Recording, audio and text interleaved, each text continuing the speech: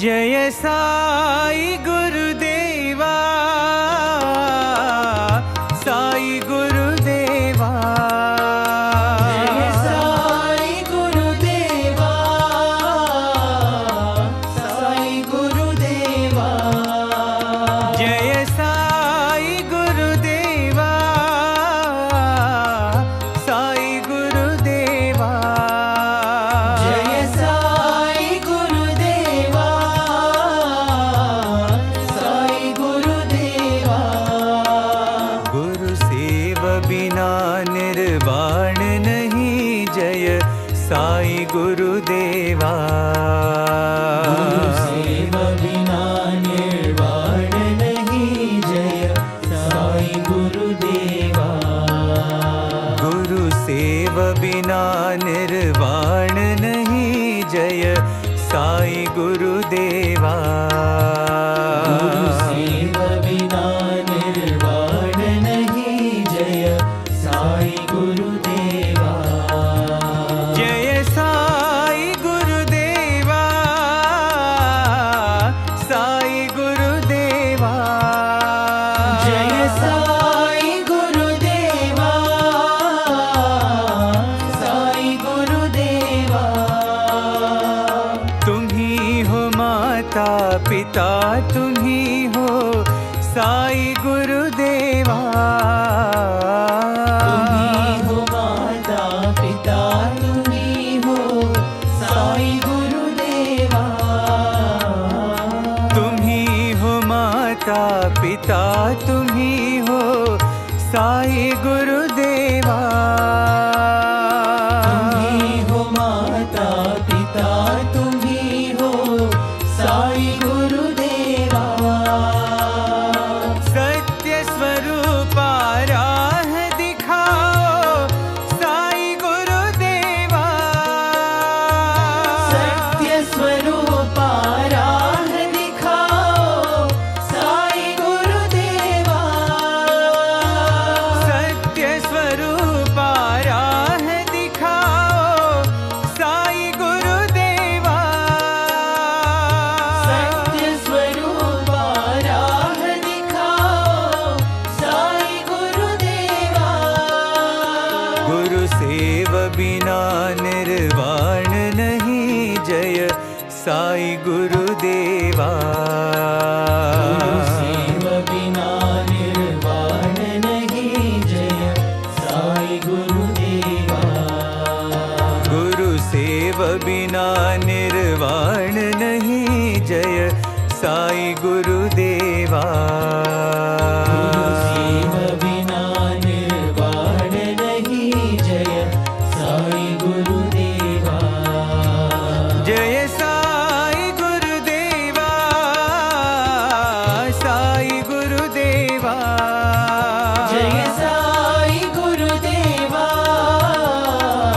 साई गुरुदेवा, गुरु save बिना निर्वाण नहीं, जय साई गुरुदेवा, गुरु सेव बिना निर्वाण नहीं, जय साई गुरुदेवा, जय साई गुरुदेवा,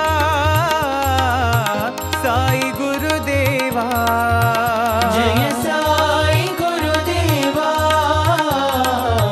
साई गुरुदेवा, तुम ही हो माता पिता, तुम ही हो साई गुरुदेवा, तुम ही हो माता पिता, तुम ही हो साई गुरुदेवा, सत्य स्वरूप राह दिखाओ साई गुरुदेवा, सत्य स्वरूप राह दिखाओ साई गुरुदेवा, गुरु सेव बिना निर्वाण नहीं, जय साई गुरुदेवा, गुरु सेव बिना निर्वाण नहीं, जय साई गुरुदेवा, गुरु सेव बिना निर्वाण नहीं, जय साई गुरुदेवा, गुरु सेव बिना निर्वाण नहीं, जय साई गुरुदेवा, जय साई गुरुदेवा, साई गुरुदेवा।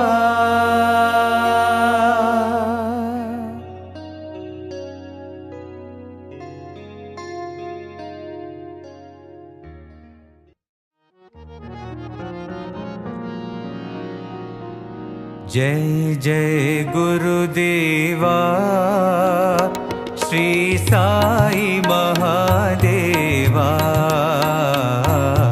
जय जय गुरुदेवा, श्री साई महादेवा। जय जय गुरुदेवा, श्री साई महादेवा। गुरुदेवा, श्री साई महादेवा। जय जय गुरुदेवा, श्री साई महादेवा। जय जय गुरुदेवा, श्री साई महादेवा। जय जय गुरुदेवा, श्री साई महादेवा। जय जय गुरुदेवा, श्री साई महादेवा। जय जय गुरुदेवा, श्री साई महादेवा। गुरुदेवा, श्री साई महादेवा।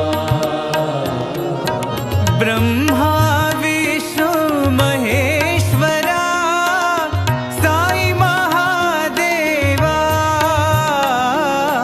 ब्रह्मा विष्णु महेश्वरा, साई महादेवा। ब्रह्मा विष्णु महेश्वरा, साई महादेवा। ब्रह्मा विष्णु महेश्वरा, साई महादेवा। मात पिता गुरुदेवा, श्री साई महादेवा। माता पिता गुरुदेवा, श्री साई महादेवा।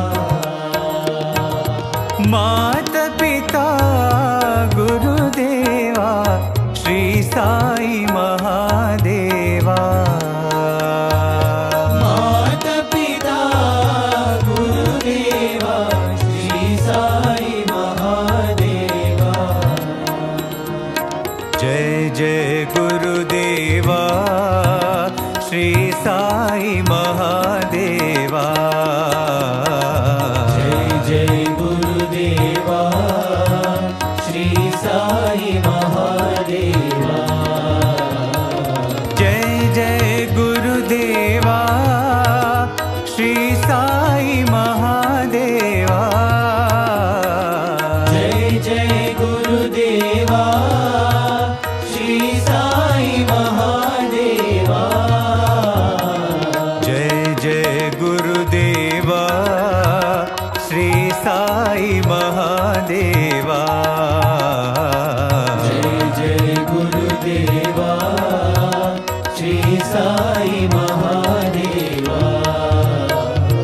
ब्रह्मा विष्णु महेश्वरा, साई महादेवा। ब्रह्मा विष्णु महेश्वरा, साई महादेवा। मात पिता गुरुदेवा, श्री साई महादेवा। माता पिता गुरुदेवा, श्री साई महादेवा। मात पिता गुरुदेवा, श्री साई महादेवा।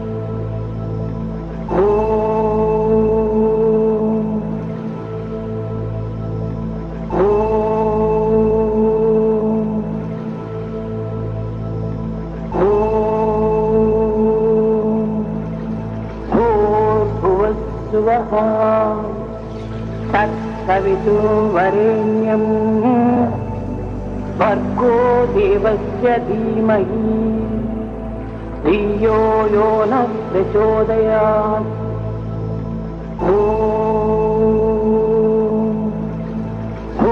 भूर्भुवस्सुवः तत्सवितुर्वरेण्यं भर्गो देवस्य धीमहि धियो यो नः प्रचोदयात्।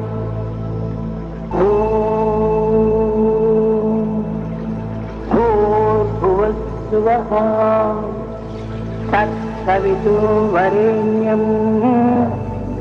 भर्गो देवस्य धीमहि धियो यो नः प्रचोदयात्।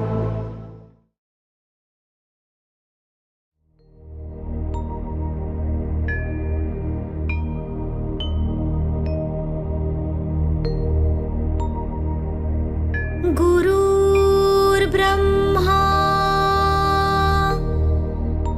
गुरुर्विष्णु गुरुर्देवो महेश्वरा।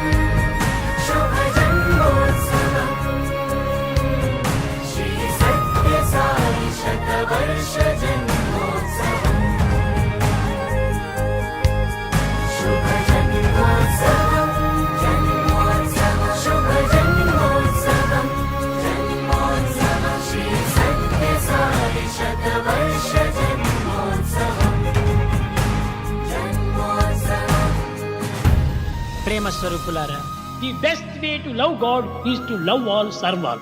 మనం అందరినీ ప్రేమించాలి, అందరినీ సేవించాలి. మనం సేవించడం కోసమని పుట్టాము. ఈ సర్వీసులో మనం ప్రయాణమైనప్పుడే మానవత్వం అనేటువంటిది సార్థకమవుతుంది.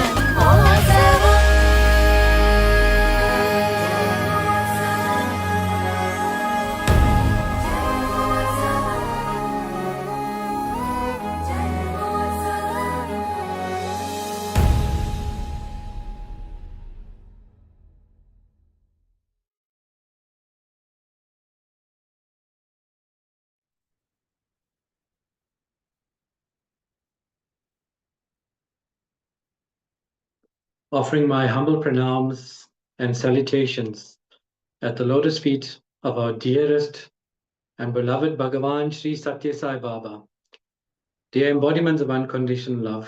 Om Shri Sai Ram. Respected elders, our zone chair Uncle Subri, National Council presidents, zonal officers, national officers, devotees present all across Africa and internationally on this call today.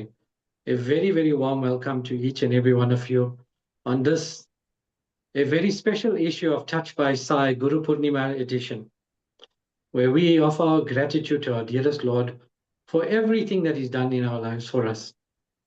Dear brothers and sisters, the other day at Sai Kulwant Hall, Brother Nimesh Pandey addressed everyone, and he mentioned how fortunate are we that the Creator Himself, the Creator of the universe, our Jagat Guru, has descended on earth to become our Guru. How fortunate are we as men, as mankind, to have the Guru by our side every step of the way.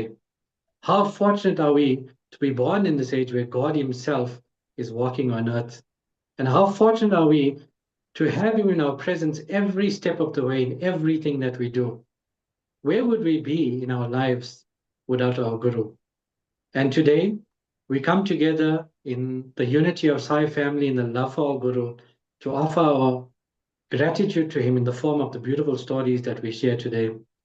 It also reminds me of many, many years back where outside of India, during this time in the months of June and July, Bhagawan Sri Sathya Sai Baba visited Africa. How fortunate is the continent of Africa to have the divine footprints, the footsteps walking on earth. Bhagawan has given us so many beautiful messages, dear brothers and sisters. But how do we please Swami? How do we take forward the mission of Swami? It's very simple. It's us practicing his teachings every single day in everything that we do. We just have to be that change in ourselves, share that love, inspire love, practice righteousness in everything that we do. That is the most important thing. And by practicing this love and being this element of divine, we don't need to change anything else. Everyone will aspire and see, wow, look at this devotee, look at this individual, what makes him so unique? And when anyone inquires about this, we'll say, it's through the teachings of our dearest Guru and the love that we have for our Guru. Swami, on Thursday, the message that was given was the 4 objectives of life. And what are the 4 objectives? And he speaks about dharma, karma, artha, and in English, what it means is, and desire. So the only desire we should have is for liberation, and dharma, we should use dharma for accumulating wealth. And those are the four things that we should practice. We should earn wealth, earn our income righteously, and we should practice. Our only goal in life and desire should be that of liberation and merging with the Lord. We have so many beautiful stories to share today that will really, really inspire us. The second edition of Touched by Sai. And this is just the beginning of many, many more beautiful experiences that will be shared as gratitude to our Lord during this centenary celebration. Without further ado, I will now welcome Brother Yatish to welcome our first speaker. Jai Sai Ram. My humble pranams at the lotus feet of Bhagawan Baba, and Om Shri Sai Ram to all our respected elders, brothers, sisters, and hopefully children tuned in this evening.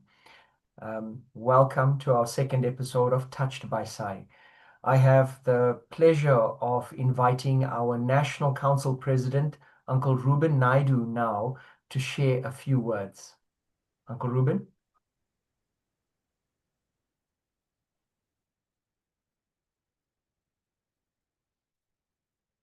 Om Shri, offering my salutations at the lotus feet of our Divine Lord and Master, Bhagawan Shri Sathya Sai Baba.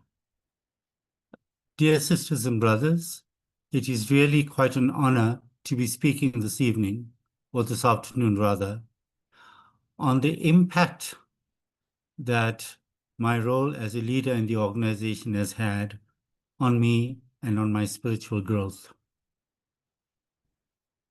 I believe that from the time anyone steps into the Sathya Sai organization, his or her transformation as a leader begins.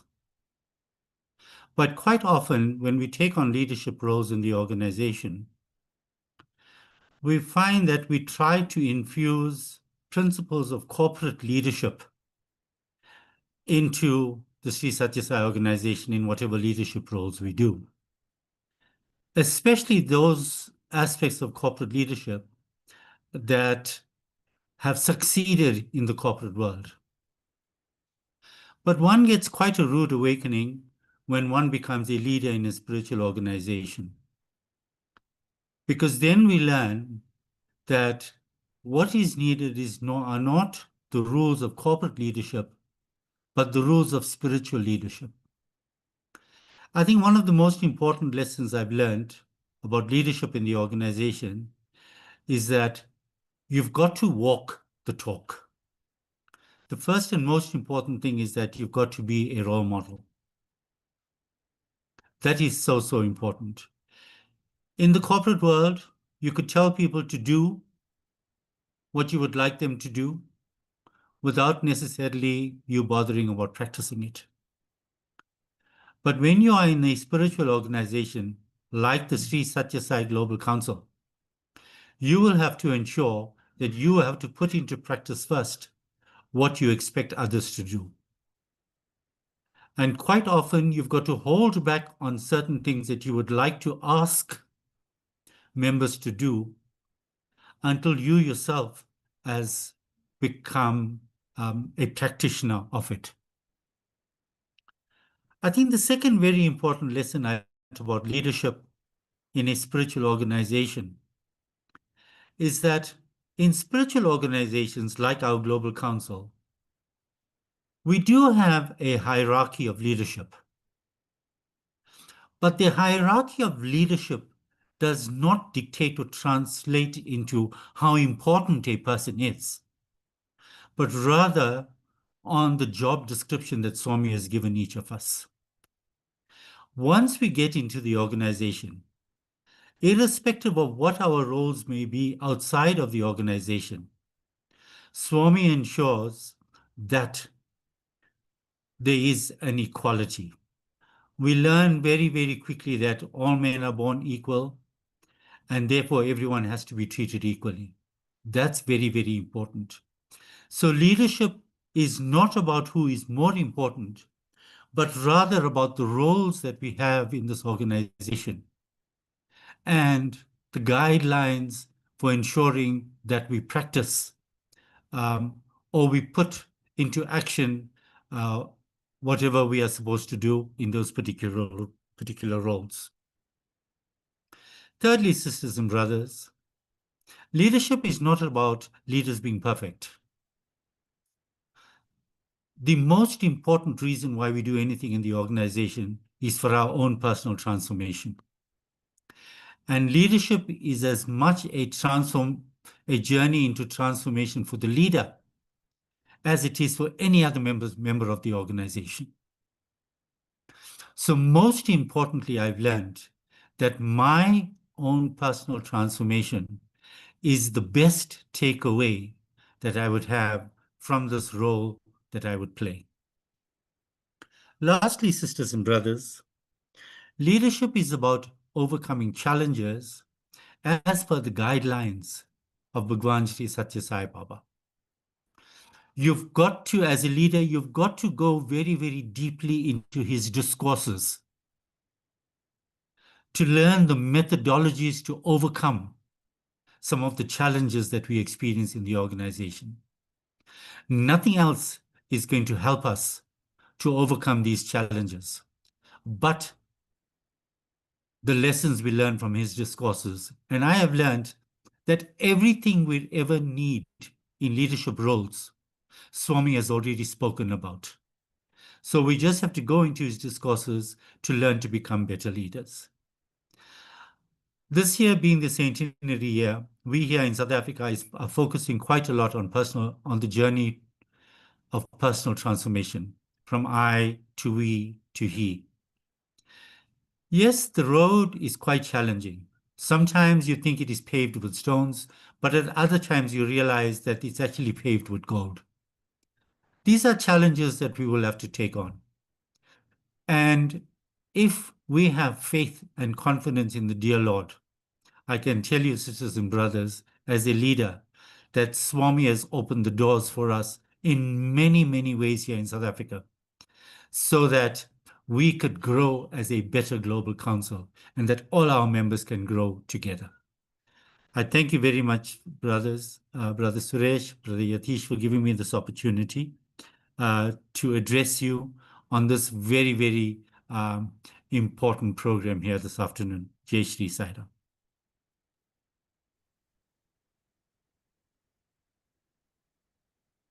Offering my most humble pranams at the divine lotus feet of Bhagawan Sri Sathya Sai Baba, it's a great pleasure for me to thank from the deep of my heart Brother Ruben Naidu for this beautiful speech and hope that we hear from you very soon, brother.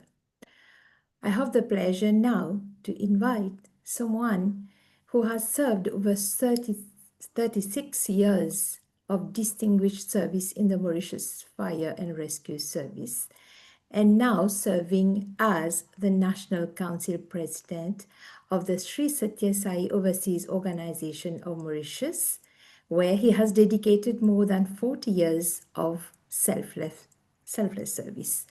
Thank you very much. Over to you, Brother Vinay. Thank you, Sister Roshni. On this sacred occasion of Guru Purnima, a day devoted to our honoring our spiritual master and the divine light of wisdom he so graciously bestows, I offer my humble salutations at the divine lotus feet of our beloved Lord Bhagawan Sri Sathya Sai Baba. Respected Uncle Subri, Zone 9 Chair, dear Brother Suresh Nandal, and Sister Roshni Nobin, our Zone 9 spiritual coordinators, esteemed National Council presidents, my dear Sai brothers and sisters all across Africa and the world, loving pranams to you all. I wish to express my heartfelt gratitude to the Touched by Sai team for giving me this beautiful opportunity to share a few words in this special Guru Purnima edition by the Zone 9 Spiritual Wing. This year is indeed a divine milestone for all of us as we celebrate 100 years since the advent of Bhagawan Sri Sathya Sai Baba.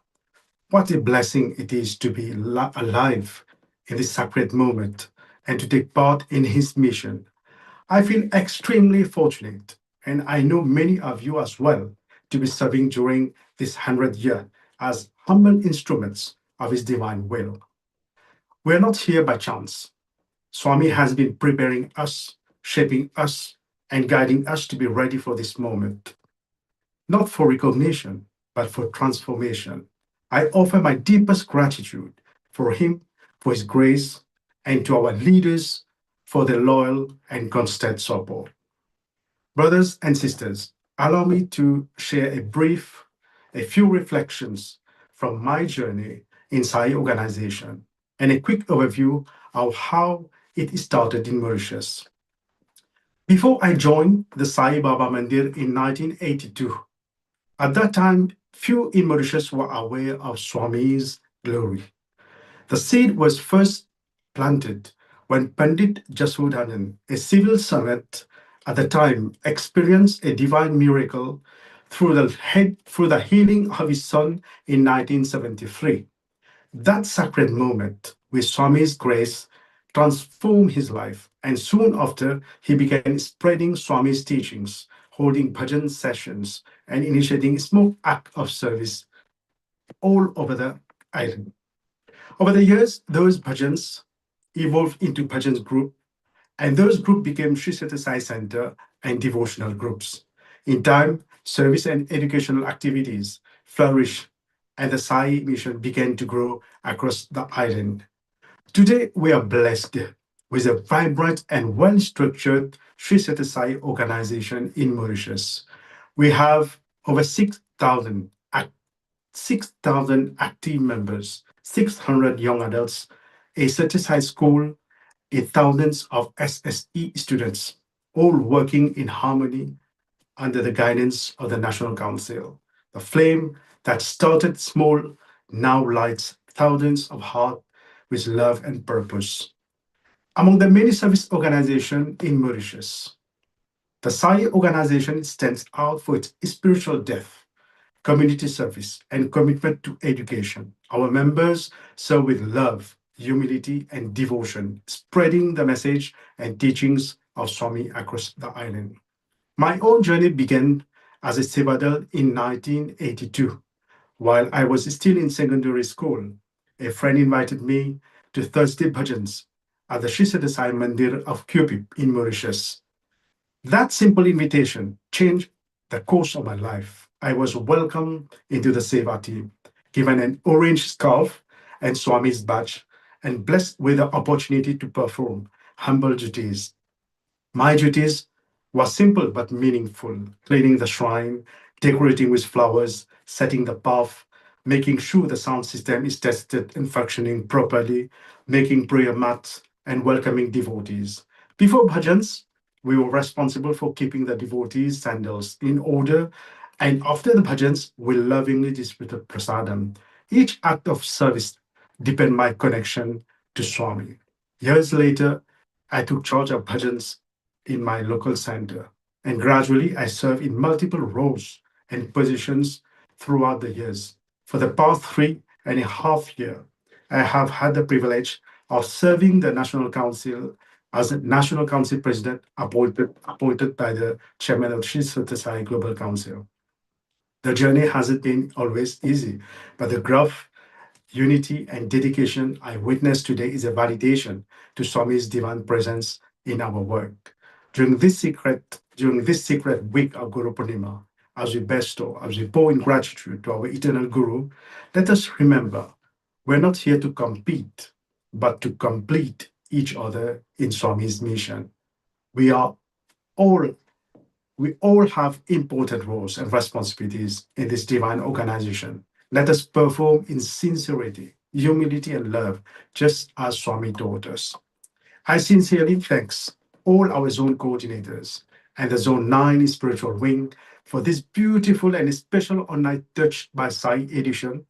Let us all, one united Sai family, continue working hand in hand to make this centenary not just a celebration, but a transformation.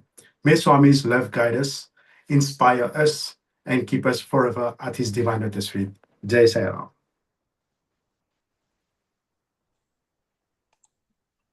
Thank you very much, Brother Vinay. Thank you for having shared your Sai journey with us. Now I have the pleasure to invite Sister Prema, our zonal ladies coordinator, who will introduce our next speaker. Thank you. Om Sri Saram. Thank you, Sister Roshni. It's a pleasure to be on Touched by Sai. This evening, we have a very dedicated Sai devotee who has served in many roles. She is an ex-principal from a private school, has been an educator for 17 years in a school in Tanzania. She is currently the National Council President of Tanzania. Like I've said, she wears many caps and falls in many positions in the country. My association with her was with the Ladies Forum on the zonal level. I had the pleasure of meeting her with the Mahila conference that just took place in June. The Tanzania group is not very big, and Sister Ramadevi really works with getting all the Seva activities up to date. They have run a blind school where Seva is done daily, and the Sai devotees from the Tanzania meet on a weekly basis at the school. Sister Ramadevi, would you like to tell us when and how did you come into Bhagawan Sri Sathya Sai Baba's fold? Thank you. Saira, my loving pranams at the lotus feet of Bhagawan Sri Sathya Sai Baba. My journey into Baba's fold is pure grace. Before moving from Mumbai, I was blessed to be one of the bhajan singers for Baba's 75th birthday bhajans at Sri Satyam Center in Mumbai. But due to my sudden move to Dar es Salaam, I could not participate. Miraculously, after arriving to Tanzania, where no one knew me, I received a call inviting me to come and sing bhajans for the same 75th birthday, which was celebrated here in Tanzania. So that day, I realized that Baba gets his things done on his own way. His love and guidance have held me ever since. Sairam. Sairam, Sister Ramadevi, would you like to share your involvement with the other wings like the Ladies Forum? Sure. In our Ladies Forum, we have very many elderly people. The eldest lady who is called Mohini Nattumal Sajnani, she is 88 years old, and she is taking care of course, our center is taking care of the blind school, which started with 6 students a couple of years back, and now today we have 125 blind children, where we do the service to them every day, all 3 meals, and schooling, and everything is taken care. And in our ladies wing, we have a small study circle which happens, and we discuss about how to take care of our own health, and we also say about the values of Baba's. This happens every Sunday when we have the bhajans, before bhajan and after bhajan. Whenever we find time, when we all sit together, gather together, the sharing happens by the ladies. Sairam, would you like to share your last trip to Prashanti? Yes, of course. And your audition, Sairam. Thank you. Thank you. My last trip to Prashanti was this June 2025, where I attended the Global Conference, Ladies Conference. It was pleasant, and any unbelievable things happened during that session. I'm given a chance to take part in the global parade where I could represent Tanzania, where I also had the audition, and I'm blessed to be with the Sundaram ladies for 2 days bhajans. And it's a miracle that Baba showed me different ways to be, how to be with very many peoples, and it was really a blessing to be there with all the people there. Thank you so much, Sister Ramadevi. I'm sure this has been a real blessed trip for you to Prashanti. Thank you, Jai Saram. Sairam.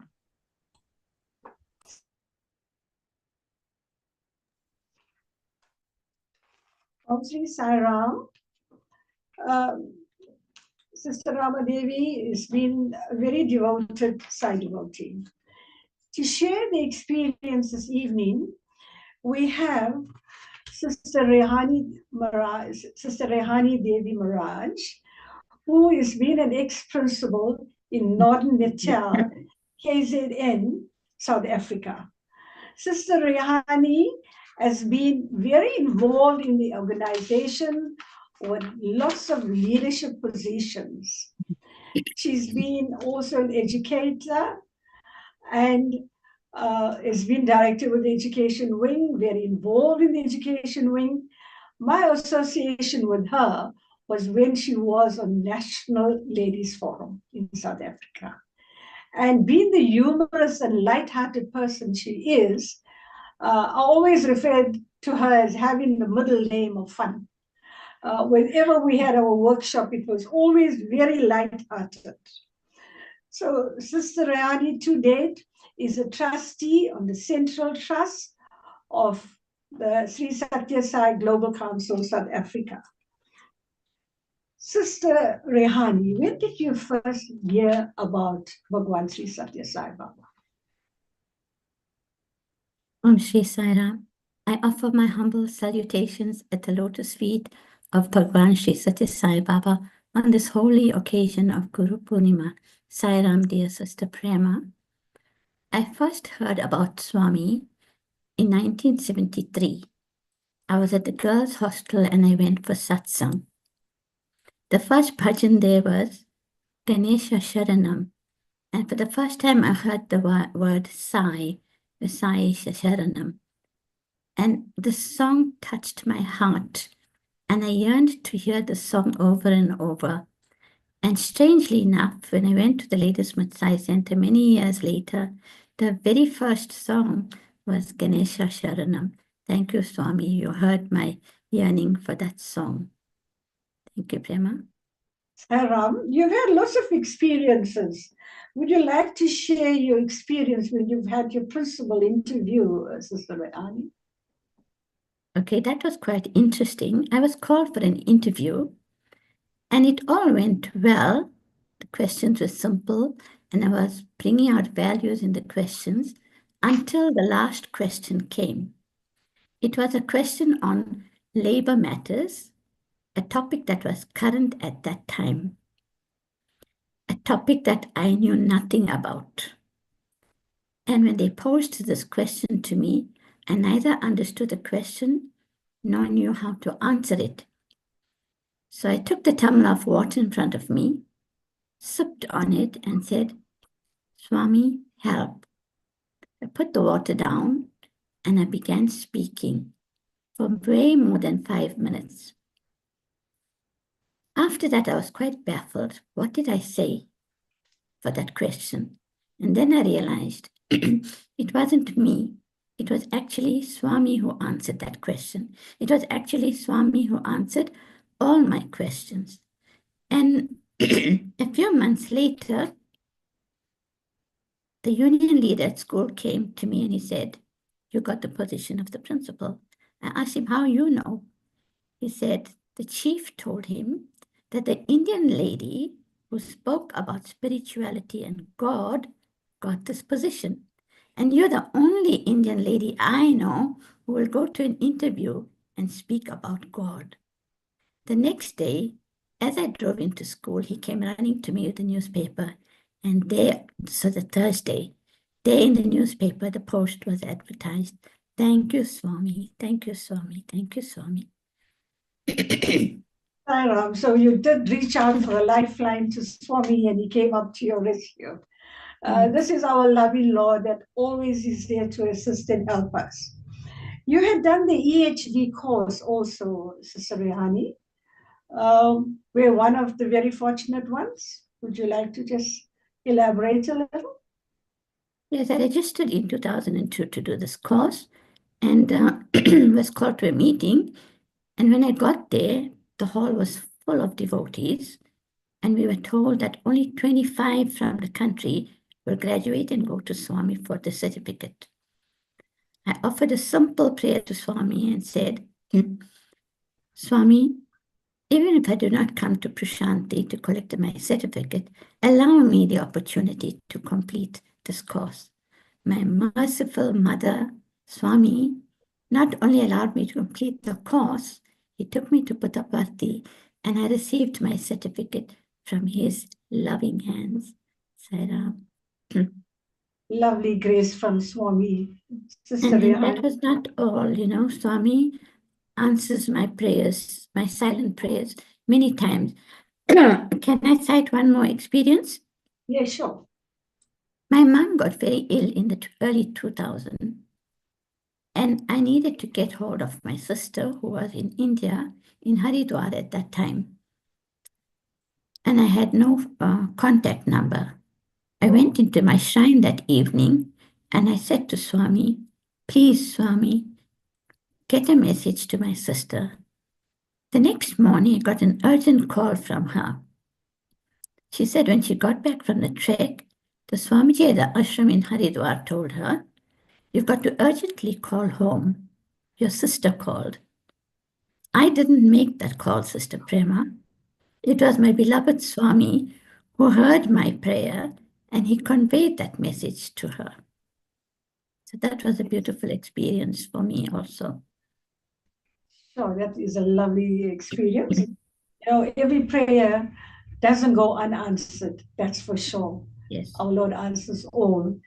About the books that you had received, Sister Rehani, when you came back on one of your trips? Yes, I went to Swami in 1993 and I took my two sons and my mom. And darshan just began and I rushed in, threw my bag at the tree, and Swami walked in gliding with his beautiful smile. After darshan, the Sevadal scolded me and said, you're very irresponsible. You left your bag with all your belongings under a tree. My last darshan day, I prayed to Swami. I couldn't get in. I stood on a precast just to get a glimpse of him. And once again, I said silently to Swami, bring me back to Puttaparthi. And he took me many, many more times. And a strange thing happened. When I got home, I received this parcel of 5 books for Satyam Shivam Sundaram and Man of Miracles. I hadn't ordered these books. My sister didn't send it to me. Of course, the only person who could have sent it to me was my beloved Mother Sai. Sairam. Sairam, thank you so much, Sister Rehani, for those lovely, touching experiences that you've had, knowing that you're still very dedicated to Swami. Jai Sairam. Sairam. Thank you for the opportunities, Sister Prema and team. Thank you, Sairam. Om Sai Ram. Thank you very much, Auntie Rehani and Sister Prema, for those beautiful experiences. I now have the pleasure of calling upon our brother Krishan Naidu from South Africa. Brother Krishan Naidu is a businessman by profession and commutes regularly between the Western Cape and Gauteng, and is one of the founding members of the Southern Suburbs Sai Center here in Johannesburg. In fact, that's where I made my first acquaintance with Brother Krishan. Brother Krishan, welcome. Thank you for joining us this evening. To start off, could you share a little bit about your early days and how Swami called you to him? Om Sai Ram, Brother Yatish. My loving pranams at the lotus feet of our beloved Bhagawan Sri Sathya Sai Baba. My humble gratitude to our leadership for giving me this graceful opportunity to present this. So yeah, it's quite interesting. I was never a believer in Swami in the early years, only after getting married to Loshni, my wife. And Loshni was a devotee for many years from the age of 6. And I think at that point, after marriage, was the first time got introduced to Swami. But strangely enough, I never believed in Swami, even though Loshni prayed to Swami all that time. And thereafter, I got lured into Swami's fold just because there was a devotee that was having bhajans in Lenasia South, where we used to live at the time. And I often went to his bhajans just only because I needed to get some money. And we started the business, of course, in 1994. And I used to go to bhajans just so that this devotee, after bhajans, he would call me and say, please don't go. I need X, Y, and Z products so that you could supply. And whenever I needed money, that's when I went to bhajan. And that's how Swami started this luring me into his fold. Thank you, Brother Yatish, for that. Thank you very much, Brother Krishan. So Swami lured you, he hooked you with the prospect of business. Very often, Swami had said, I give you what you want so that you may eventually come to want what I have come to give. And that leads me then to my next question. Can you share any particular experience you've had subsequent to being hooked by the Sai avatar that was particularly meaningful to you? Yes, Brother Yatish. So after after a year or two of going and attending the bhajans in Lenasia South, I had this yearning. I was hearing this bhajans playing in my head for over a week. And when I shared this with this brother, he said to me, it sounds like you've been to Prashanti, or this is what happens in Prashanti. And then inquiring from him, what is Prashanti and all the rest. Long story short, in 1997, I made my first trip to Prashanti. And of course, seeing Baba in his physical presence was really something that turned me inside out. And coming back in 98, I signed off an application for a bond in the current Glen Vista house. And I know that we were not able to get this bond, but at the time I'd signed this and I'd handed it in and I'd gone off to Prashanti. And upon coming back, my parents and Loshni had already moved into this new house. The bond was granted and everything else. And when they picked me up from the airport, we came straight back to this new home in Glen Vista. And I literally fell on the ground and prayed and thanked Swami. This is such a miracle because this was not possible, from an earning perspective. And then when we started having bhajans in that very same premises. But yeah, it goes on further. There was one time when Swami physically manifested himself from the frame, from the photo, in flesh and blood. Swami appeared live out of the photo and asked us to sing bhajans. He was actually naming the bhajans. 5 bhajans we sang as a family. And thereafter, Swami said, my devotees are waiting. Please turn Aarti. And with a gush of wind, after turning Aarti, there was this gush of wind and Swami had gone. This was such a startling experience, to say the least. And yeah, that was very profound. That's unbelievable, Brother Krishan. Swami actually stepped out of the photo. In the photo, did he have an orange robe, or which color robe? And he stepped out in that same color? Well, my nephews, I had three of my nephews, my mom, dad, my Malini, my daughter, and the rest of us were all present there. And when I taken, of course, I could see Swami, and so did my nephew. He's now late. His name was Shane. And Shane kept crying when I took him upstairs to find out why was he crying. He said, I saw Swami in the yellow robe. And I confirmed that with him. I said, yes, Swami was there with in his yellow robe. It was an amazing experience. Absolutely amazing. You know, we always, for satsang, we put Swami's photo there, we put his chair there. But do we always remember that he is physically present? And your experience has 100% confirmed that. Brother Christian, post that experience, how has your life changed? Have you received any more meaningful incidences that made an impact? Yeah, most definitely, Brother Yatish. I think that it's a very pertinent question because post that experience, it was a great message for us to transform our own lives, more especially us as a family, to keep the place clean, to straighten up our own lives, and to start practicing a lot of Sathya, Dharma, like we know Swami teaches us, and to keep the surroundings clean.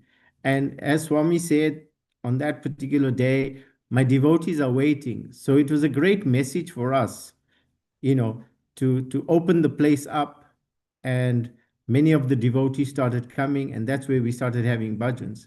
But subsequent to all of that, this business that we had started just multiplied and grew itself unbeknown to us. I couldn't fathom how this business had grown to such levels. And with the business growing so much, we were able to go to Prashanti every single year. And I'd made a trip 18 years in succession to Prashanti.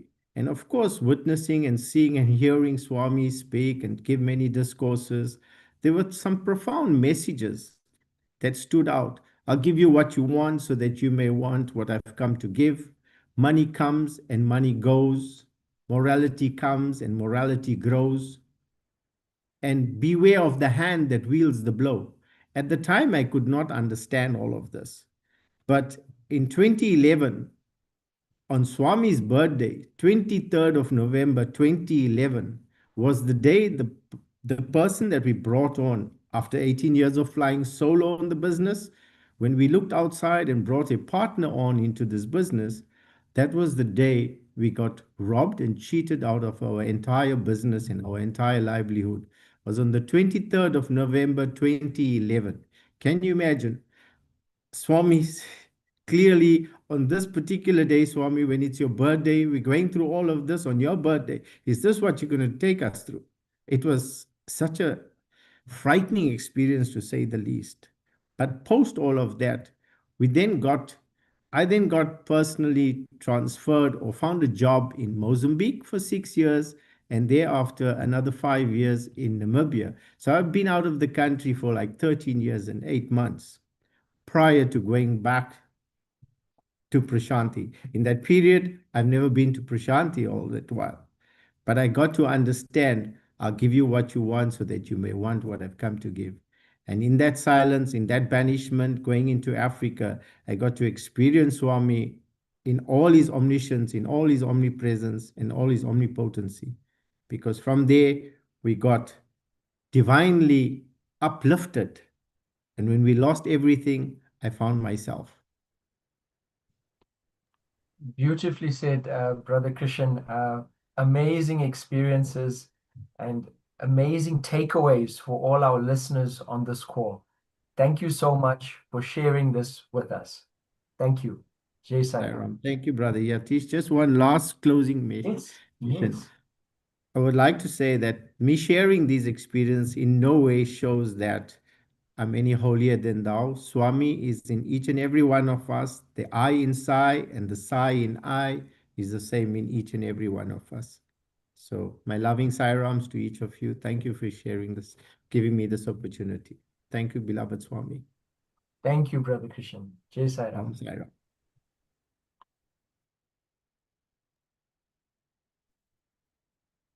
Thank you, Brother Krishan.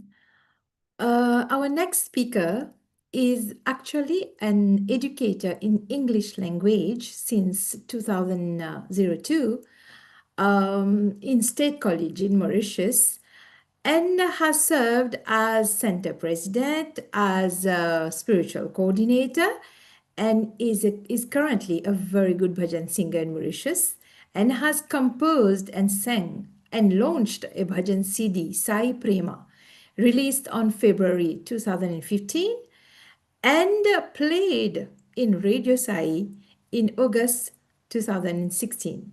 Let me welcome Brother Dharmaraj Ganga. Thank you very much. Over to you, brother. Sairam, my humble pranams, the divine lotus feet, my beloved Bhagawan. My loving Sairam to all my brothers and sisters listening to me. It was really very touching experiences that we've been hearing since the program started. I was just in tears. Now it's my turn. I will share a very beautiful experience that I lived in Prashanti.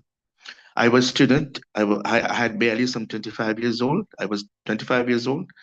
So it was my first, the first darshan that I got from Swami. In fact, I lost my mother. It was in 1996. I lost my mother, and my heart was in agony, in pain. My mother, Mrs. Sumanti, in fact, she's the one who had inspired me to be in the Sai fold. She was always talking Sai to me. So when I reached Prashanti, my heart was in pain. It was in November 1996. In the second darshan, Swami was coming and was walking, just flowing like a river. His feet as if walking on the air. He was just flowing like that, and he just approached me. I did not expect that he will come near to me. He took all letters of devotees past me. Then he went. He just turned around and went. As he was going, he stopped and he just turned around again. And he looked to me into the eyes, and then he approached me. I was in the second line. I couldn't touch his feet, but he looked at me and said, "Come in." Those two divine words which came from his divine mouth, the two loving words from his nectaring voice, I heard, "Come in." Imagine I was crying like a baby. I didn't expect that he would talk to me, but I couldn't touch his lotus feet. So I grasped his hands. His hands was very near to me, and he asked for my letter. So I gave Swami letter. I couldn't speak. My whole being was suffused with divine energy. I could feel that energy from his hand coming and permeating my whole being. I was just crying like a baby, and devotees were so touched by this scene. Then he looked at me lovingly, and then he turned around and went. I was very much attached to my mother, my late mother, because I'm the unique son. So I was only thinking of my mother day and night. I was crying. So when he said, "Come in," all my pain went, melted in thin air. All my pain just subsided. And I accepted that we have to be detached. Because this is life, we have to be detached. I learned a very important lesson in the second darshan with Swami. But I had problems of sleep. I had nightmares. For more than 10 years, I couldn't find a solution to my broken sleep and to my nightmares. So in the letter I mentioned, that's why Swami asked the letter. I think when the letter came into his hands, in the letter I mentioned about my sleep troubles. So many darshans followed, and in one of the darshan I was stayed there for 1 month. So after some 1 or 2 weeks, he came in my dream in the form of Lord Shiva. It was at 3 a.m. in the Brahma Muhurtam. So then what I dreamt was the Trishul of Shiva. And that Trishul just came towards me, and it just flung near to my head, right side. In the dream, I saw that, and a shadow, a black shadow, just vanished from me. And then I cried. I shouted at the shadow. I said, "Sai will kill you. Sai will kill you." Twice I said that, and I was in sweat. My neighbor, I was in DD1, foreigners hall. I was sleeping there. A student used to sleep there. A foreigner just woke me and said, "Brother, you were shouting, Sai will kill you." I said, "Yeah, I had a dream." And from that day, now 30 years elapsed, 1996. After 30 years, I'm so grateful to Swami. No nightmares as such, no broken sleep. Swami healed me once and for all in one darshan. In 5 minutes, he looked at me, he talked to me. That is my first experience. And I want to relate to one more experience, if you allow me, Mrs. Sister Roshni. My second experience. Yes, of course, Yeah. of course. My second experience, it was in July 2007. We came for youth conference, and I was with all my friends, brothers, sisters. We were a good team, and I was for Mauritius. I was selected with one brother. His name is Brother Krishna. We were selected to sing a song, 1 minute song in front of Swami. We were very excited, but at the last moment, in the 90th minute of the 11th hour, I was in the last minute, Mauritius was out of the list. I was very, very shocked. I don't know what was the reason. I don't want to know, but we were very, very down. So I was going up my flat after the program. We assisted the program. Then when after the evening darshan, I was coming back to my room. At 11 o'clock, we had to attend a kirtan in a room. Some Mauritians were having some kirtan bhajans. So when I was going there was a photograph of Swami.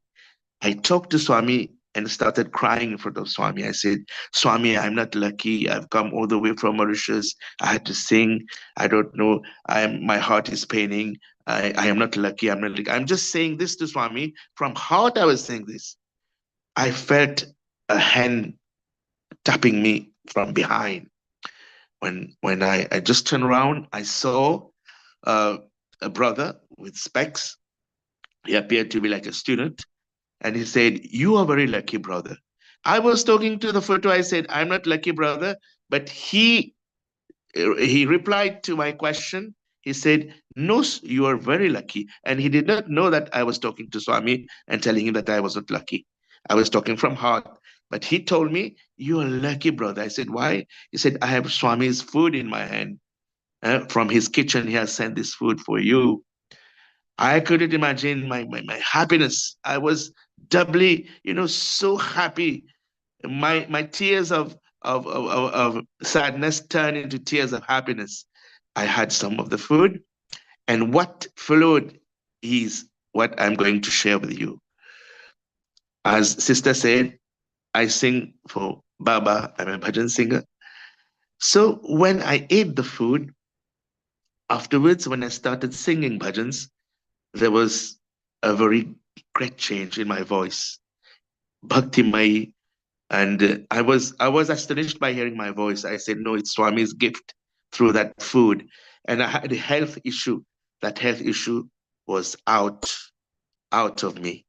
I was healthy. When I went and got diagnosed by a doctor, he said, "There's no problem now." So that food was Mahaprashadam for my body for my whole lifetime. And that's the second experience. There's one more about how Swami saved me from an accident in Mauritius. It was my father, Trilok, was with me in 2001. I just joined service in 2002, 2001.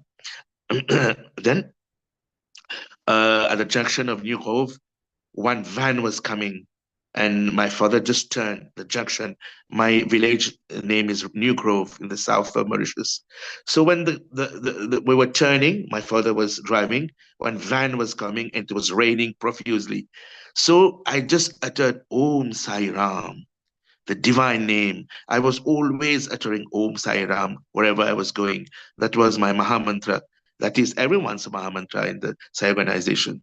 So when I just uttered Om Sai Ram, a second seat belt, I had my seat belt, a second seat belt just upheld me so tightly that the car, when it just bounced, the van bounced on my car, I had not a single injury. That was a miracle.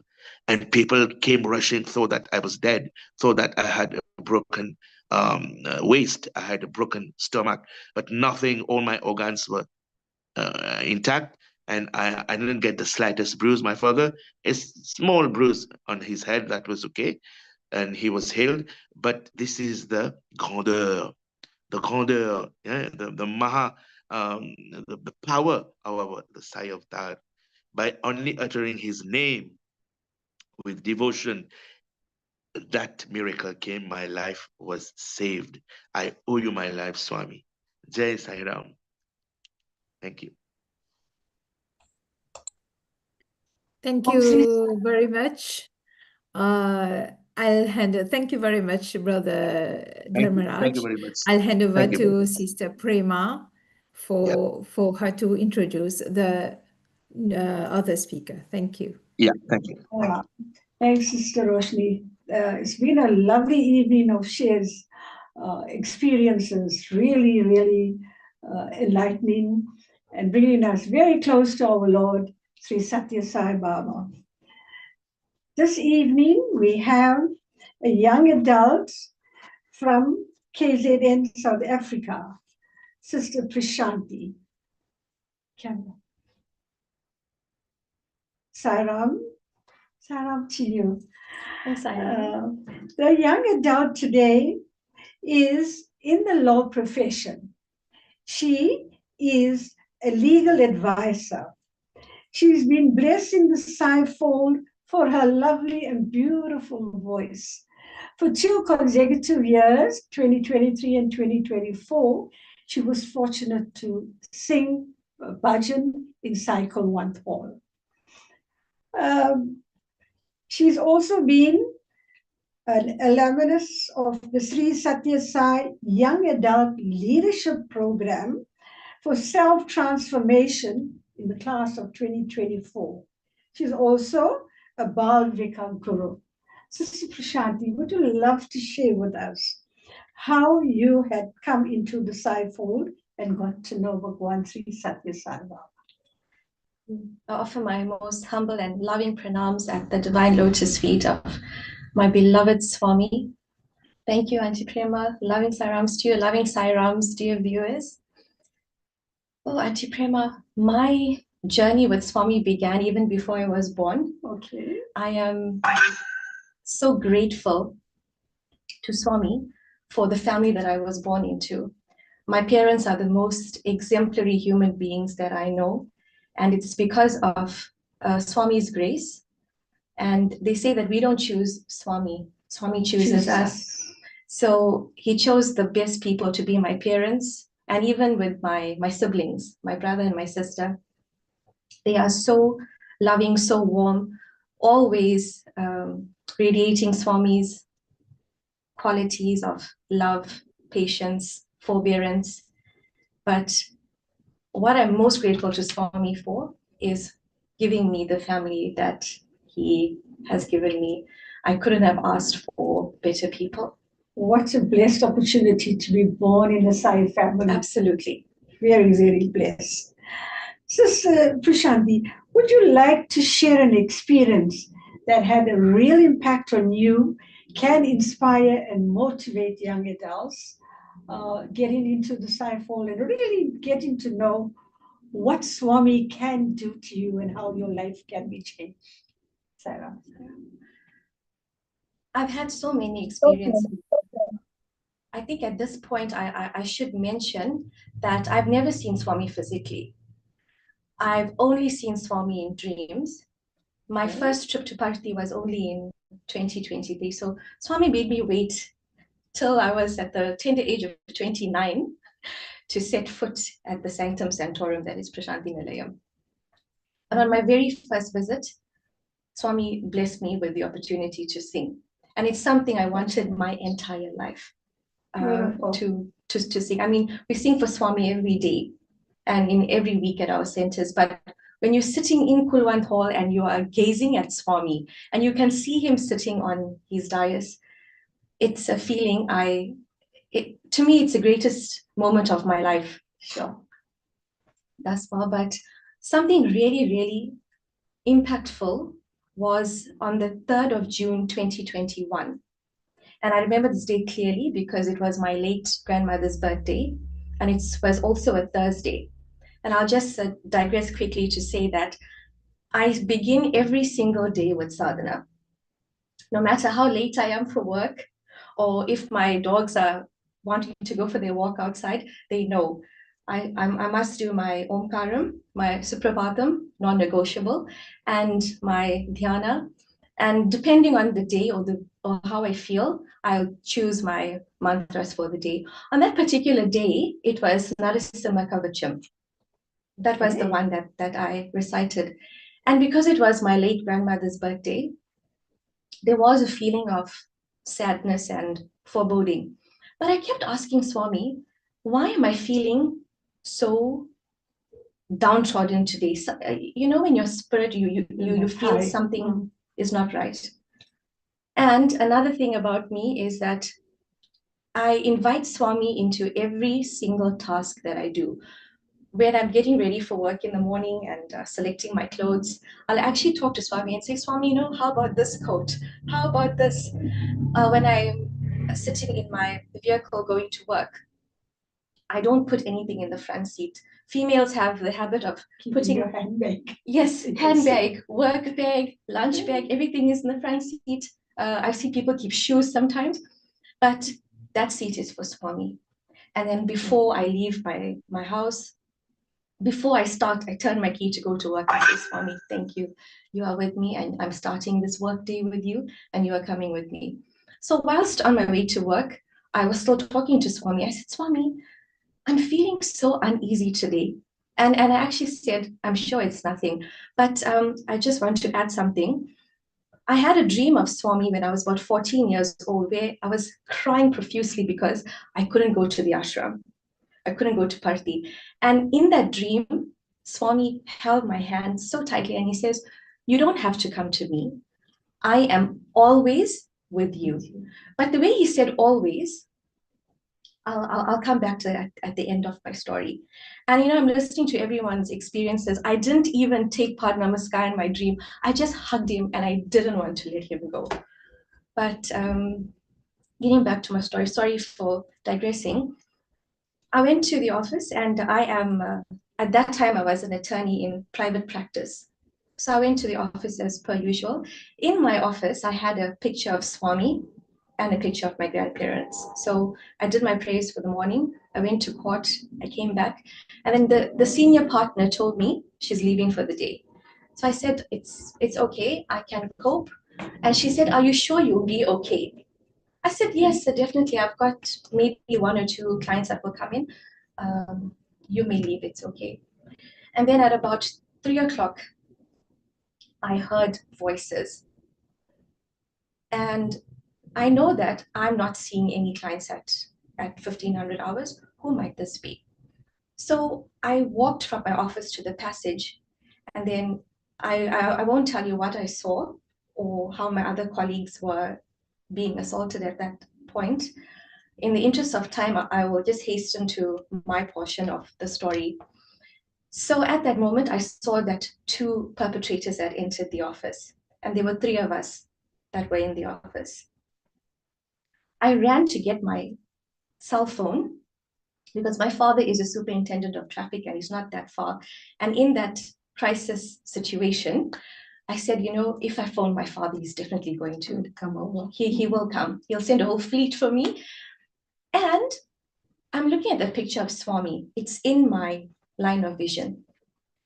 directly in my line of vision. As I grabbed my cell phone, I heard the door. So as I turned around, it turns out I'm not alone in my office anymore. I won't tell you how I came face to face with my perpetrator and in what position I was in. I'll just say that he came into the office with the biggest knife I've ever seen in my life. I believe it's called a cleaver. That's the term they used in court. And he told me to keep quiet. I'm paraphrasing. He didn't use those exact words. And he pulled my cell phone out of my hand, and I was on the floor at this point. And I always wear this pendant of Swami that my parents had given me. And I can hear my other colleagues screaming. So I knew that the one perpetrator was with them and one was here with me. And in that moment, I can't explain, I was perfectly calm. I didn't scream. I didn't have any kind of fear or anxiety. I looked at the picture of Swami and I said, Swami, you have been with me in every moment of my life. I know you are not going to leave me now.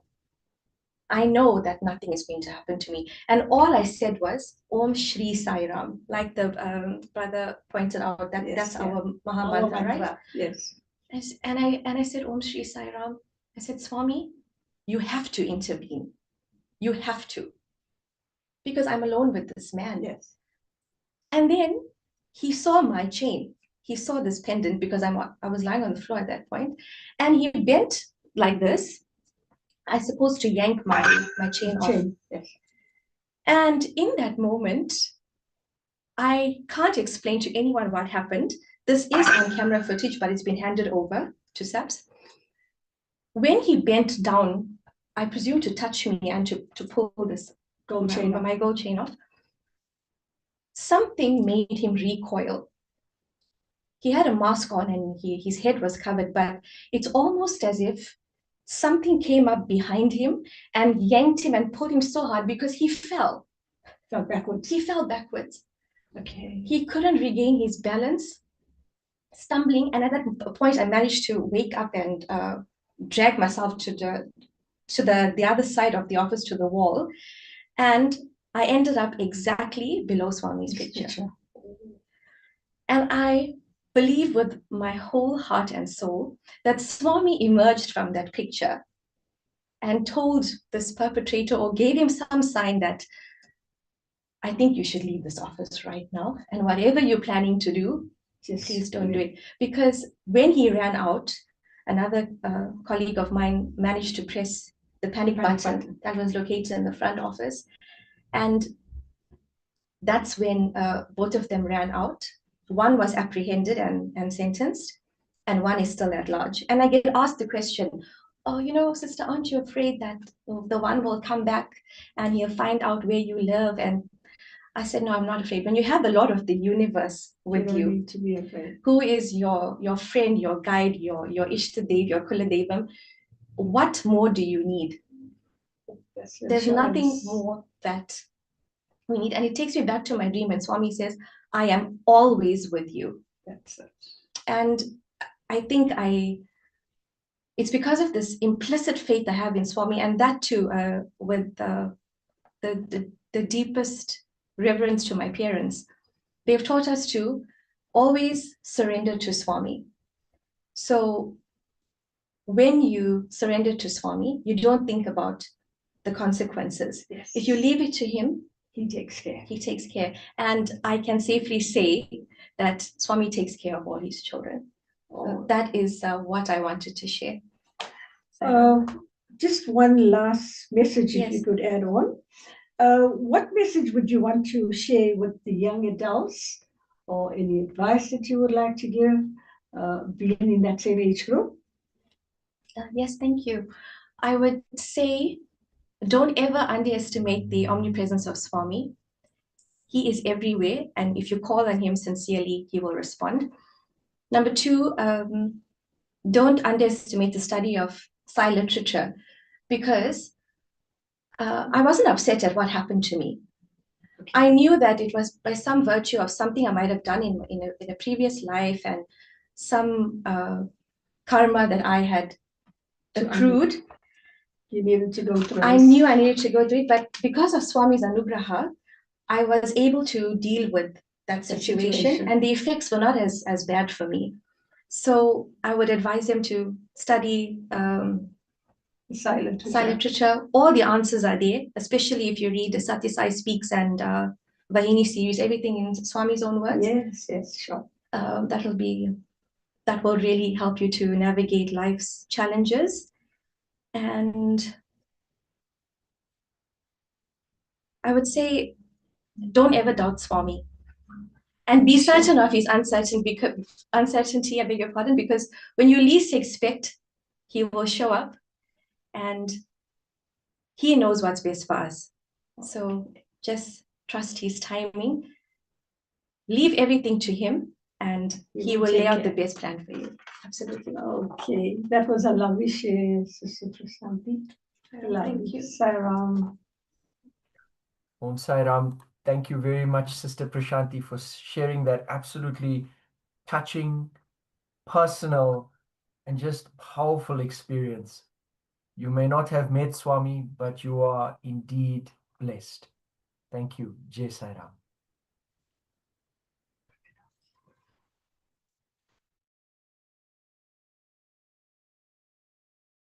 Our next speaker this evening, who is going to share one of his very personal experiences, is Brother Vishal Singh from KwaZulu-Natal, South Africa. Brother Vishal is a businessman by profession. Good evening, Brother Vishal, and welcome. To start, would you share a little bit about your early days growing up and how you came to know about Bhagawan Sri Sathya Sai Baba? Prem Namaste and Jai Sai Ram to everybody. Brother Yatish, thanks for this opportunity. Okay, I was living in Tinley Manor at the time. I used to love the beach. I basically lived on the beach, more on the beach than at home. It was basically my life. I used to be there during the day, late at night, late in the evenings, just come home, eat, do my homework, and basically sleep. So coming from there, when I was around 11, I had a very severe pain on my leg. And we went to several doctors. My mom took me to several doctors. My dad was teaching up in Limpopo. And I was being diagnosed for rheumatic fever. The pain never abated. It didn't get better, just became worse. After going through a whole lot of trials and tribulations, eventually we managed to get a specialist in King Edward's to review my case. And he immediately called for tests to be done.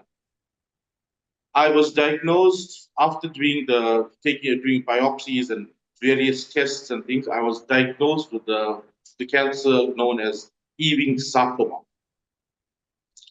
I was in King Edward Hospital for about a year, underwent physiotherapy, radiotherapy, chemotherapy, and it was tough. It was a long haul, and the pain never just went away; it just got worse. And my mom and dad, they just did whatever they could do. They were religious. We were always religious, but we didn't believe, or they didn't believe in or pray to Sai as such. And I didn't know who Swami was. So during that trials, I was in hospital, and I was given pass outs to come home. And having the love of being on the beach, I used to be carried down because I underwent an op on my leg, so I couldn't walk. I had to be carried down, placed on the shore, and I used to be quite content, left on my own until such time where I used to be asked to come back home or signaled to come back home. So I used to meet on these visits to the beach. I used to come across many people, visitors, residents, were relatives of residents, strangers, fishermen. And because of my condition, they used to come and make small talk, and things. And I used to invite them home after that little conversation. Asked them to please join me for a cup of tea or coffee at home. Some took up the offer, some didn't. So on one such afternoon, morning, whatever, this gentleman comes up to me, and he's got this like huge smile on his face, and he asks me, "How are you feeling today?" So I say, like some days are good, some days are bad, but today is one of the better days. And he looks at me, smiles, and tells me, "You will get better." So normally, what I normally do is I invited this gentleman, "Uncle, would you come home, come and have a cup of tea? Somebody will be coming to fetch me just now." He told me, "No, thanks," and he walked on. And that was basically it. So I was taken home, came home about a month, approximately a month and a half after that. My dad, being a teacher, was informed by one of his colleagues that there was this home in Chatsworth that miracles were being performed and vibhuti was being materialized and things. So he suggested that we go for blessing. So we made a trip up there, and my dad was carrying me. I couldn't walk at the time. And as soon as we entered the entrance, there was this huge photo of Swami in the front. And I told my dad, looked at me and said, "Dad, this is the uncle that I saw on the beach." And you could hear a pin drop. Everybody went silent.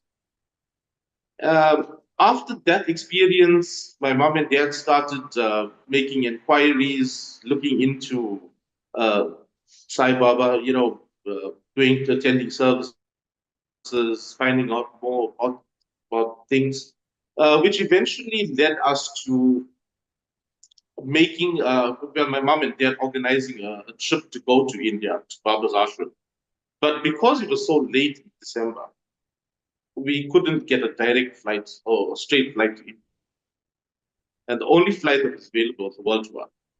So my dad booked for my mom and I, and he told us to, gave us his blessings and wished me all the best. And we went on our journey. It was with a tour group, but the journey itself was filled with mishap. There's a lot to it. We misled our IDs and passports and travelers checks were all stolen. As a result, we couldn't go on with the tour group to the next country. We had to, with the help of my dad, sort things out and then eventually meet them. Such things in small ways happened, but we overcame all the hurdles, eventually reaching India. Once we got to India, we made inquiries, and we were told that Baba was at Whitefields. Got a driver to take us to Whitefields, only to hear that he had just left Whitefields to go to Budapest.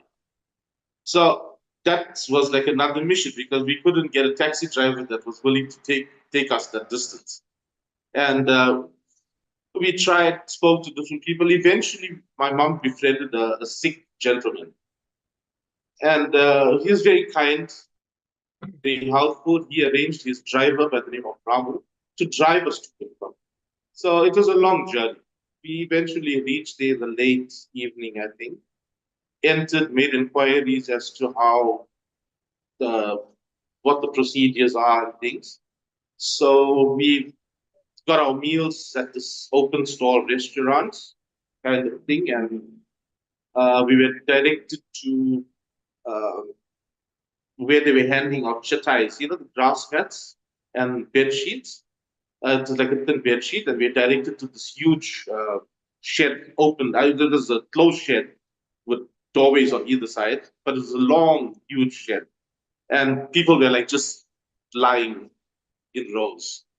So we eventually found a spot and settled down. And it so happened that the people that we settled down next to were a Swedish couple, husband, wife, and they had two sons, small children.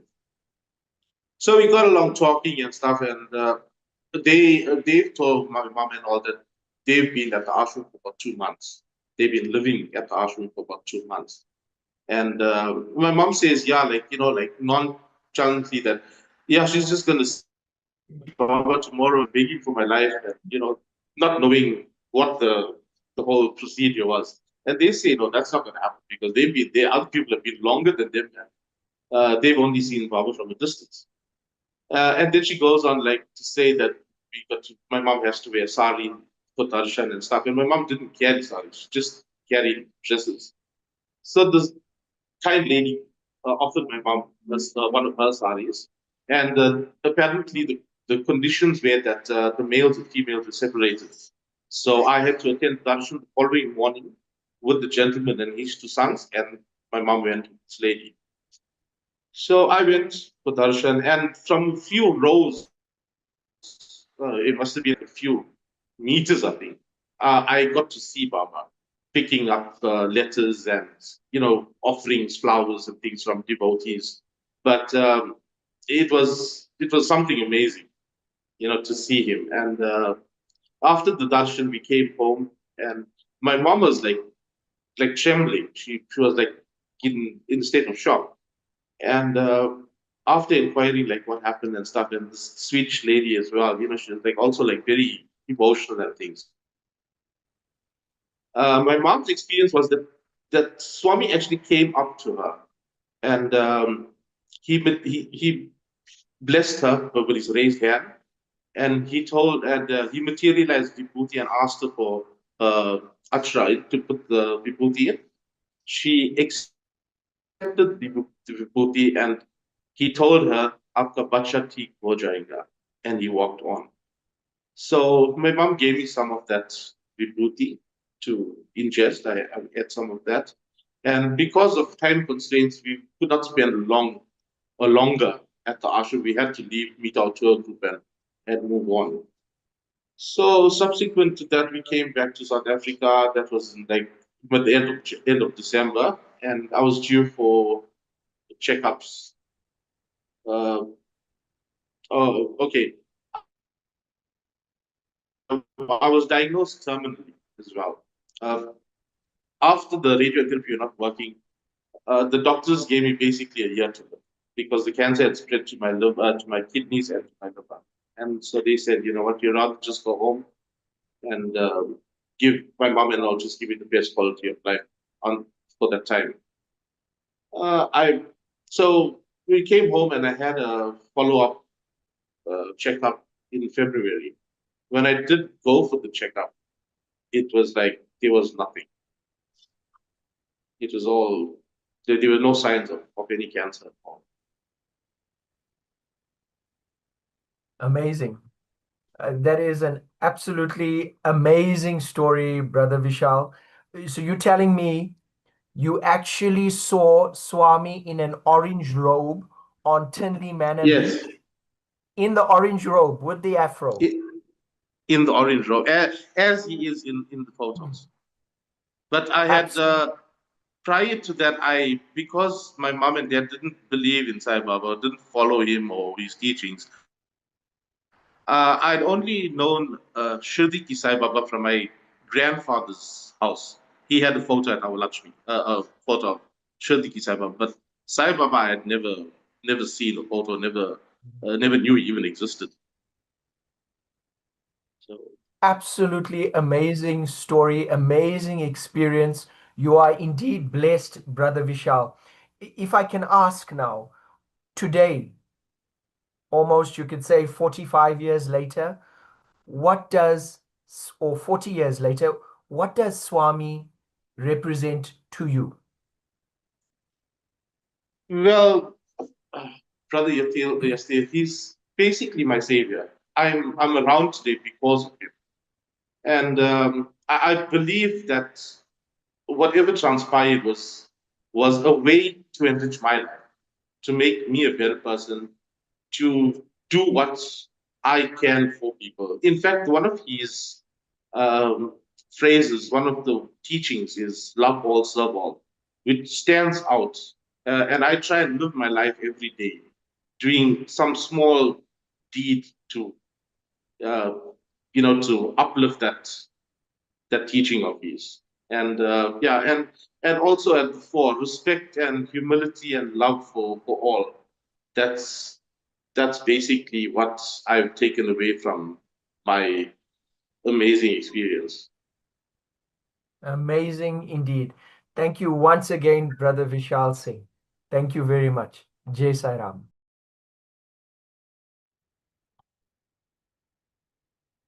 Om Sai Ram. I now have the pleasure of introducing Auntie Prema Murugan, who has been one of our interviewers this evening, but I'm inviting her now to share her own personal anecdotes and experiences with our Bhagavan Sri Sathya Sai Baba. Auntie Prema is a long-standing devotee of Swami's and has held various leadership roles in the organization from the early 2000s. She currently is our Ladies Wing convener or coordinator for Zone 9. Sairam, Auntie Prema. Welcome back now. Auntie Prema, if I can start by asking, what first attracted you to Swami, or how did Swami attract you into his fold? Could you share a little bit about your early days and how your faith developed? My pranams at Swami's lotus feet. Om Sri Sai Ram. To all our viewers, Brother Suresh Nanda, Brother Subri, and Brother Yatish. I first started being a follower for Sridi Sai Baba, and then got to see Swami on my first trip when I took my mom in 1983, and realized that Swami is one and the same. So, I really got taken aback by knowing Swami's omnipresence. And if I have to talk, I probably will take the whole evening. So I'm just going to go with my experience that I've had lately. This was, attending the Mahila conference in June, beginning of June 2025. I had not set on going on this conference because of work. And being on the zone, I was coordinating all the coordinators from the different countries on the zone. On the 1st of January 2025, I had started Likat Japa. And every day I would sit in and do my mantras in that book. And I said I was going to do it like for about 40 days. Came 40 days, it becomes a habit and you don't know what to do. So I carried on. And my husband, Brother Siva, was also doing the Likat Japa.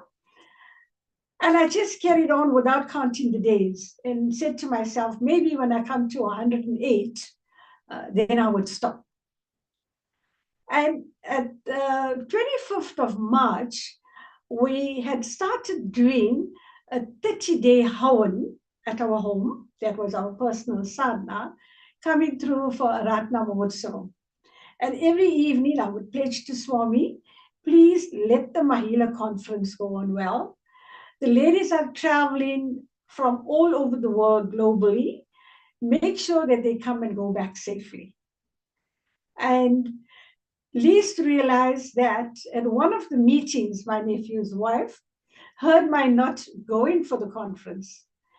And she phoned the next day and she says, Auntie Prema, you have to go on this conference. I am sponsoring you your ticket. And I said, this could only be Swami coming through and supporting my urge, my want. And every day I would offer this to Swami and say, Swami, if you want me there, I'll leave it at your foot. And it was amazing when I did the Likat Japa. My 108 days was on the 28th of May, and I flew out on the 29th of May. Now, this was not just a coincidence. I would say it was a Sai incident that Swami got me there. And while we were preparing to go, everyone was talking about the seva that was going to be done in Prashanti. And all I would do is look at Swami and say, Swami, I am so grateful and I thank you for gracing me with the skills that I have. I've done a lot of skills programs and I would love to make something for you. So I made a pair of bolsters and a footstool cushion and a backrest cushion that I had carried over with me. When I got to Prashanti, it was quite late. I was met by Brother Nimesh Pandey, Sister Shashibala, and Sister Kamala, and Sister Nita. They were so welcoming. The next morning, I said, I can't miss out darshan. I have to get to Cycle One Hall. And when I got to Cycle One Hall in the morning, everyone said, you better go and get a special seating, you know who you are. And I said, it doesn't matter, as long as I'm here in Kulwant Hall. And the morning session, the last bhajan was Guru Baba. And that happens to be my cell phone ringtone. So here was an acknowledgement of Swami saying, I know you here. So that was an affirmation that I had. And when we went up for Samadhi darshan, I happened to have been in the middle row. So as we got closer to the Samadhi, the Sevadal said, would you like to move? Please move to the left. And I got in line with Swami's picture that hangs up at Samadhi. And as I bent down and kissed the Samadhi and lifted my head up, there was a red rose in front of me. So all I said was, Swami, thank you so much. So just after the conference had concluded, before we had started the conference, I was given the opportunity of doing Aarti on the first day of the conference. So that was another acknowledgement of Swami, realizing that I was there. So that's the picture that we have there. And oh, was I ever so grateful for having this blessed opportunity. And this is from my sweet Lord. So after we had finished the conference, I got through to go in for Omkar Suprabhatu very early in the morning. So the sister from Zone 1 from Canada, we got on like we had known each other for all our lives. So we decided that after the Omkar Suprabhatam, we were going to go up to the meditation tree. So we went and spent a few minutes up there. That was so blissful. We walked down and she told me, Auntie Prema, where can I get some vibhuti? So I said, we'd have to wait for the shopping center to open. And we carried on walking. As we walked on the side of Kulwant Hall at the men's entrance. So as we walked down halfway through, there was one of the Sevadals dressed in white, light in complexion, smiled, came up to us and he said, South Africa? So like Sister Vani and I looked at him and she said, I'm from Canada and she's from South Africa. So he lifts his hand up and quite high up and there he gives us 2 packets of vibhuti.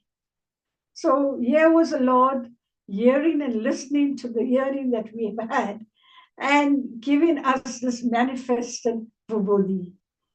And we didn't, think at that minute. And as he went past, we looked at each other and we said, oh, that's Swami. And as we turned to look for him, there was no one in sight. He was gone. So that was, Swami's presence being shown. And like I said, this trip was really blessed that I've had so much of grace from Swami. And as we got back home, we left on the 12th of June, and not even knowing that there was a plane crash on the 12th of June. But with Swami's grace, we all got back safely, and so did all the other sisters from the other zones also. On the 8th of July, 2025, I had a call from Sister Kiran that runs the tailoring department in Prashanti. And she said, Sister Prema, you are really blessed and graced by Swami. Today, in Cycle One Hall, your cushions have been placed on Swami's chair. And I was like so taken aback. And I said, this is Swami's grace. That is unbelievable. So it was just my gratitude to Swami for what he's done in my life. And, I've always said to devotees, a little bit of effort and sacrifice you get back tons of grace from Swami. Whatever you do is in proportion to the grace that Swami gives back. So to all devotees that are listening in, Swami is the Lord of the universe. He reads your very thoughts. So whatever you're thinking of, make sure they're good thoughts and offer it to Swami. He takes care of us and will always be there helping and guiding us. With that, thank you all. Jai Sai Ram.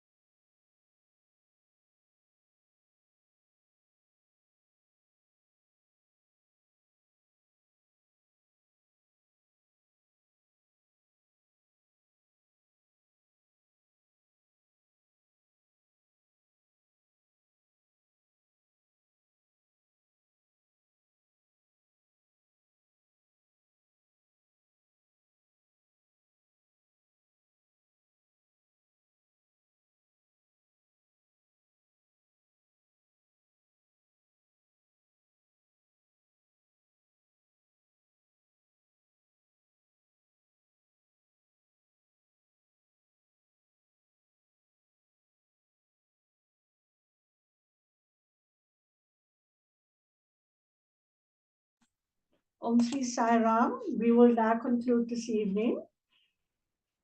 Om Asedoma Sagameya Tamasoma Jodirameya